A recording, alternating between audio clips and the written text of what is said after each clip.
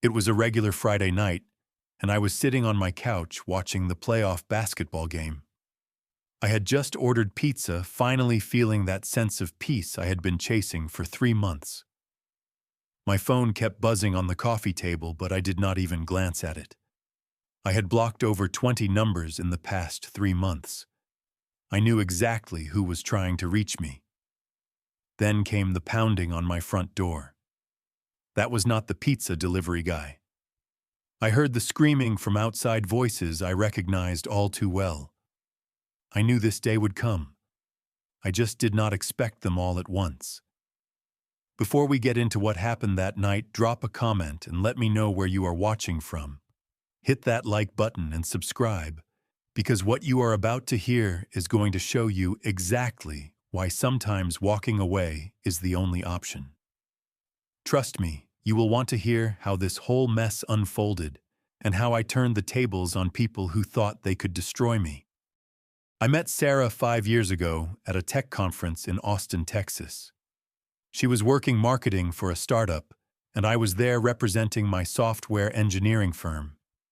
She had blonde hair, blue eyes, and this energy that just pulled people in. We hit it off immediately. 2 years of dating led to a small but warm wedding 3 years ago. About 100 guests showed up to celebrate with us. We bought a 2-story house in Portland, Oregon, with a small yard and a garden Sarah said she would tend to, but never did. I was making good money as a software engineer at a major tech company. Sarah worked remotely, and while her income was not as high as mine, we were comfortable. We traveled twice a year, usually to California, or maybe down to Mexico for a beach getaway. But there was always something hovering over us. Her family. Sarah was the youngest of 3 kids. Her 2 older brothers, David and Thomas, were a handful. David was 37, worked construction, and had this aggressive edge to him. Thomas was 35, unemployed most of the time, and had a serious drinking problem. Their mother, Patricia, was the kind of woman who thought her kids could do no wrong. Sarah's father had passed away when she was young, so Patricia raised all 3 of them on her own. I will give her credit for that, but she was fiercely protective to the point of being controlling. From the moment I met Patricia, I could tell she did not like me. She made little comments here and there about how I was not manly enough, not tough enough for her daughter. I brushed it off because I loved Sarah, and I thought we could make it work despite her family. Everything seemed fine for the first couple of years. Sure, we had disagreements, but nothing major. Then, about 6 months before everything fell apart, I started noticing changes. Sarah was working late more often. Her phone was always face down on the table. She changed all her passwords. When I asked her about it, she said her company was in the middle of a big project, and she was stressed. I wanted to believe her. I really did. 4 months before the end, things got worse. Sarah started dressing up more when she went to work. New clothes, a different hairstyle, more makeup than usual.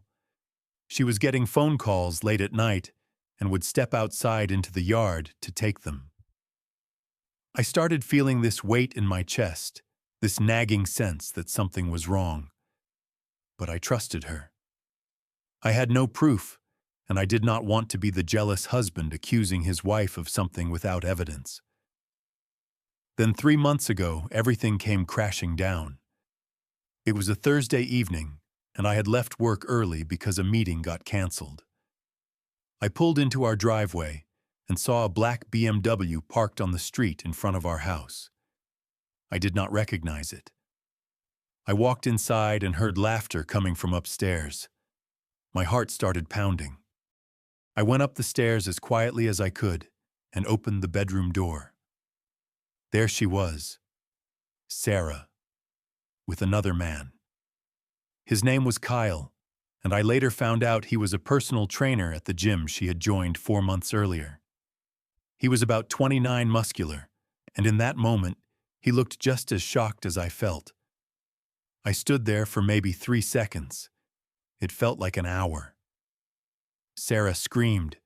She tried to say something, tried to explain, but no words could fix what I was seeing. Kyle scrambled to put his clothes on, mumbling apologies that meant absolutely nothing to me. I did not say a word. I just turned around and walked back down the stairs. Sarah chased after me, crying, begging, saying it just happened, that she was so sorry. I grabbed my car keys off the kitchen counter and left. I drove to a cheap motel on the outskirts of town and checked in for the night. I sat on that stiff motel bed staring at the wall. I did not cry. I just felt empty, like someone had scooped out everything inside me and left nothing but a shell. My phone was going crazy. Sarah called 25 times that night. She sent over 50 text messages. I did not read a single one. I did not listen to any voicemails. The next morning, I made a decision. I was not going to engage. I was not going to fight or argue or try to work things out. I called a divorce lawyer, scheduled a consultation, and started putting my plan into action. While Sarah was at work the next day, I went back to the house and packed up my personal belongings. Clothes, laptop, important documents, a few items that mattered to me. I found a studio apartment close to my office and signed a lease that same afternoon. Before I left the house for the last time, I took off my wedding ring and left it sitting on the kitchen table. Then I blocked Sarah's number. I blocked her on every social media platform. I changed my email password and created a new email address she did not know about. When she showed up at my workplace trying to find me, I had already informed security not to let her in. Within a week, my lawyer had drafted and filed divorce papers. They were sent to Sarah by certified mail. Sarah tried everything. She called my dad in Florida, but I had already talked to him and explained the situation. She reached out to my friends, but I had given them a heads up too. When none of that worked, she started posting on social media. She painted herself as the victim, saying I had abandoned her without explanation. She made it sound like I was some heartless monster who just walked out on his wife for no reason. She never mentioned Kyle. She never mentioned the affair. She just crafted this narrative where I was the bad guy. And that is when her family got involved. It started 2 weeks after I left. Patricia, Sarah's mother, called me from a number I did not recognize. I picked up without thinking. Big mistake. She immediately started screaming at me through the phone, calling me a coward, heartless, every name she could think of. She demanded I go back to Sarah, that I forgive her daughter and fix the marriage. She said Sarah was depressed, that she was suicidal, and it was all my fault. I stayed calm. I told her, your daughter cheated. This marriage is over. Then I hung up and blocked that number too. But Patricia was not done. The following week, David showed up at my workplace. He waited for me in the parking lot after my shift ended. When I walked to my car, he stepped in front of me. David was a big guy, over 6 feet tall, broad shoulders from years of construction work. He was trying to intimidate me. He told me I needed to man up, that I was acting like a child, and that I owed it to Sarah to take responsibility. I looked at him and said, I am not the one who cheated. Leave me alone. He shoved me. I did not shove back. I just stood there. Security noticed what was happening and came over. They escorted David off the property, and I filed a police report for harassment. Then Thomas got involved. He was drunk when he sent me threatening messages on Facebook. The messages were aggressive, saying I would regret what I did, that I had made a big mistake. I took screenshots of everything and sent them to my lawyer. My lawyer immediately drafted a cease and desist letter and sent it to Patricia, David, and Thomas, warning them that any further contact would result in legal action. But they did not stop. Over the next few weeks, the harassment escalated. Patricia started a campaign on Facebook. She wrote a long post claiming I had abandoned Sarah when she was sick. She did not mention the affair, of course. She just painted me as the villain who walked out on his vulnerable wife. David shared the post and tagged mutual friends. Some people who did not know the full story started asking me questions. I did not respond. I refused to engage in their circus. Sarah kept up her own narrative online. She posted old wedding photos with captions like, "I miss my husband," and wrote vague status updates about husbands who leave without reason. Her friends rallied around her, commenting with support and throwing insults my way. None of them knew the truth. Sarah kept the affair a secret. She let everyone believe I was the monster. Then things got even worse. Someone called my company's HR department, claiming I was abusive and unstable. HR called me into a meeting, and I brought copies of all the police reports documenting the harassment from Sarah's family. I explained the situation calmly and factually. HR was understanding and supportive. They assured me they would not tolerate any further attempts to interfere with my work.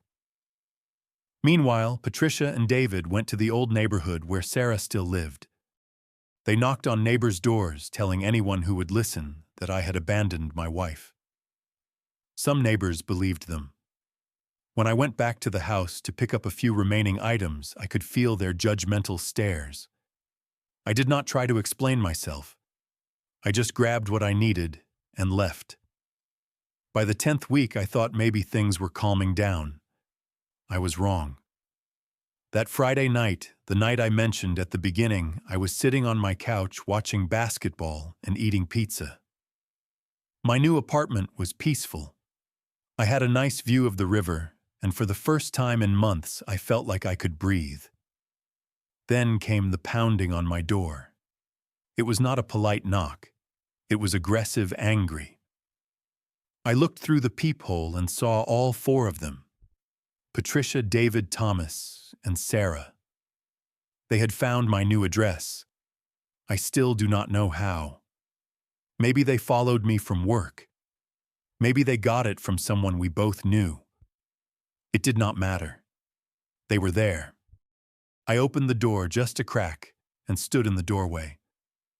Patricia immediately started yelling, "You cannot just abandon your wife like this." David stepped forward. "Come out here and face us like a man." Thomas was clearly drunk, swaying on his feet, slurring insults at me. Sarah stood behind them crying, but she did not say anything. I stayed calm. I told them, "You need to leave. Now." Patricia refused. "We are not leaving until you fix this mess." David tried to push the door open, but I held it firm. I warned them I would call the police if they did not leave immediately. Thomas responded by throwing an empty beer can at my door. By now, neighbors were coming out to see what was happening. One of my neighbors, an older man named Mr. Henderson, walked over and asked if I needed help. I nodded. He stood nearby, a silent witness to what was happening. I pulled out my phone and called 911. I told the dispatcher there were 4 people at my door refusing to leave, threatening me, and creating a disturbance. The police arrived about 15 minutes later. Patricia and David were still shouting. Thomas had sat down on my front step, too drunk to stand. The officers asked what was going on. Patricia tried to explain that I was a terrible husband who had abandoned his wife, but the officers did not care about the personal drama. They told the family they were on private property and needed to leave immediately. David started arguing with the officers, which was a mistake. They warned him that if he did not leave, he would be arrested for trespassing and disturbing the peace. Patricia kept yelling, but eventually they all started walking away. Before she left, Patricia turned back and shouted, "This is not over, Jackson." But it was over. At least the part where I let them push me around was over. The next morning, I called my lawyer. I had recorded everything on my doorbell camera. The yelling, the threats, Thomas throwing the beer can, all of it. I also had the police report from the night before. My lawyer reviewed the evidence and suggested we file for restraining orders against Patricia, David, and Thomas. We went to court the following week. I presented the video footage, the police reports, and the threatening messages from earlier. The judge granted temporary restraining orders for all three of them. They were not allowed within 100 yards of me, my home, or my workplace. If they violated the order, they would be arrested. At the same time, my lawyer accelerated the divorce proceedings. We had clear evidence of Sarah's infidelity. My doorbell camera at the old house had also captured footage of Sarah bringing Kyle into our home multiple times over several months. In Oregon, we could file for a fault-based divorce, which meant Sarah's infidelity could impact the division of assets. Since we did not have children and the house was jointly owned, I had significant leverage.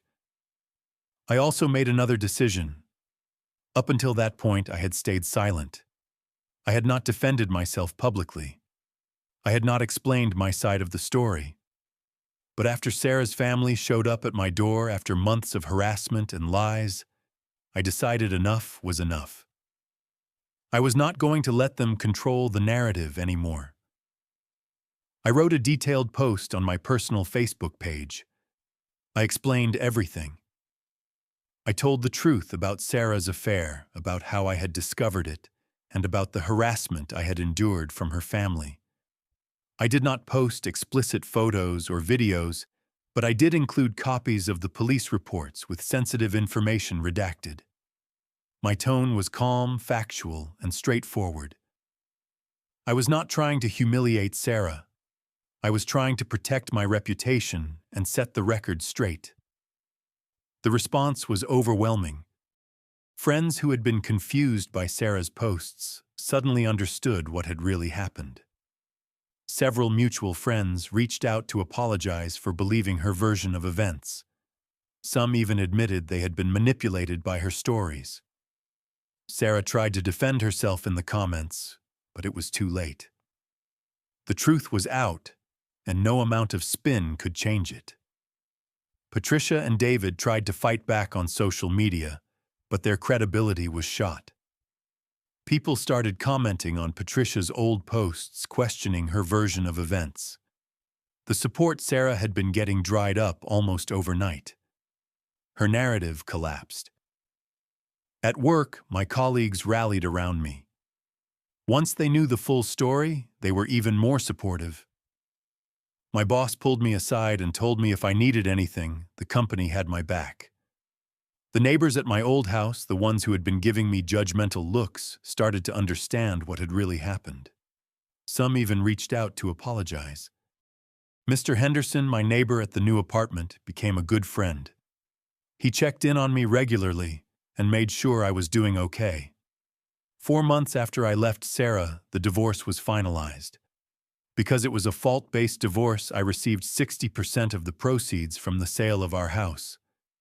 Sarah also had to pay a portion of my legal fees. There was no alimony since the marriage was short, and she was at fault. I walked away with my dignity intact and my finances in good shape. As for Sarah's family, the consequences were real. Patricia's restraining order was extended for a full year. Her reputation in the community took a serious hit. People who had known her for years started to see her differently. Sarah's relationship with her mother became strained because Sarah blamed Patricia for making everything worse. David's restraining order also lasted a year. His employer found out about the incident because police reports are public record. His boss was not happy about an employee harassing someone and getting police involved. David received a formal warning at work and was told any future behavior like that would result in termination. Thomas already had a history of trouble, and this incident just added to it. He had another mark on his record for disturbing the peace, and his drinking problem only got worse. Sarah lost the most. She lost a stable, loving husband. Kyle, the personal trainer she had the affair with, wanted nothing to do with her once the drama started. Her reputation was ruined. She had to move out of our house and into a smaller, cheaper apartment. Her relationship with her family was tense, and most importantly, she had to live with the consequences of her choices. As for me, I came out ahead. I kept my dignity.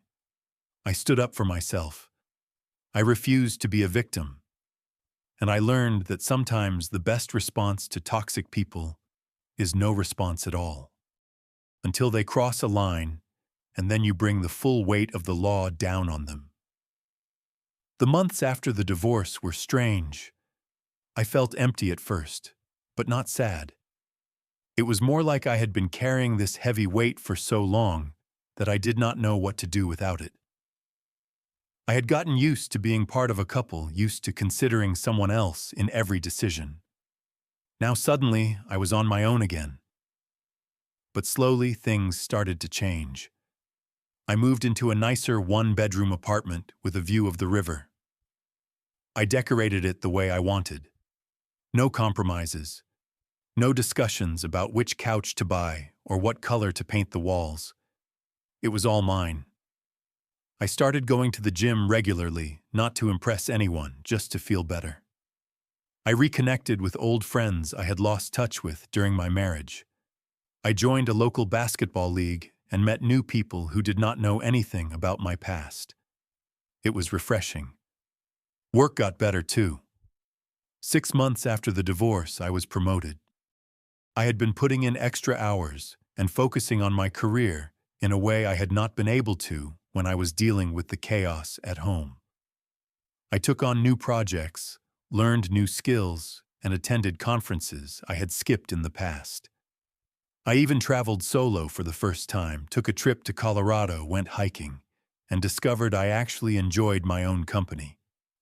I started to realize how much I had given up in my marriage. Not big things, but small things that added up.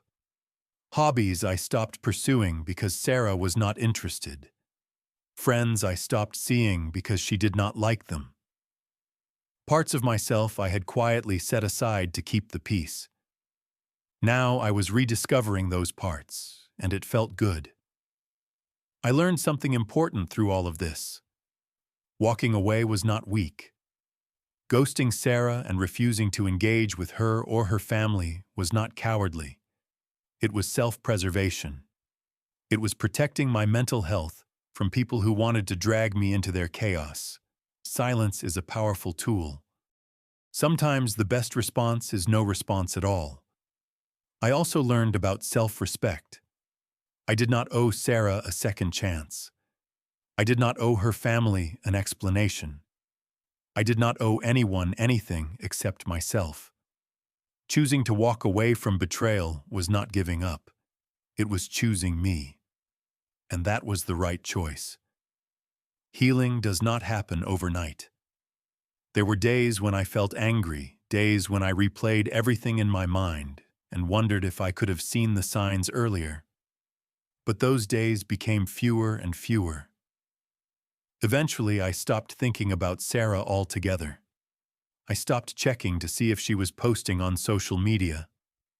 I stopped caring what her family thought of me. I let it all go. Now, when I stand on my balcony and watch the sunset over the river, I think about those 3 years of marriage as a lesson, not a mistake. I learned what I will and will not tolerate. I learned the importance of boundaries. I learned that some people will never take responsibility for their actions, and that is okay. It is not my job to fix them. Sometimes the best revenge is not revenge at all. It is living well, moving forward, and never looking back. Because the people who tried to destroy you, they are still stuck in the same place fighting battles that do not matter anymore. And you are free. So if you have ever been in a situation where someone betrayed you, where their family came after you, where people tried to paint you as the villain, let me ask you this. What would you have done differently? Would you have stayed and tried to work it out, or would you have walked away like I did? Drop your thoughts in the comments below. And if this story resonated with you, do me a favor. Hit that like button, subscribe to the channel, and share this video with someone who might need to hear it. Sometimes people need to know they are not alone, that walking away is okay, that choosing yourself is not selfish. Thank you for listening to my story. I hope it helped you in some way. Remember, you deserve respect, you deserve honesty, and you deserve peace. Do not settle for anything less. Take care of yourself, and I will see you in the next one.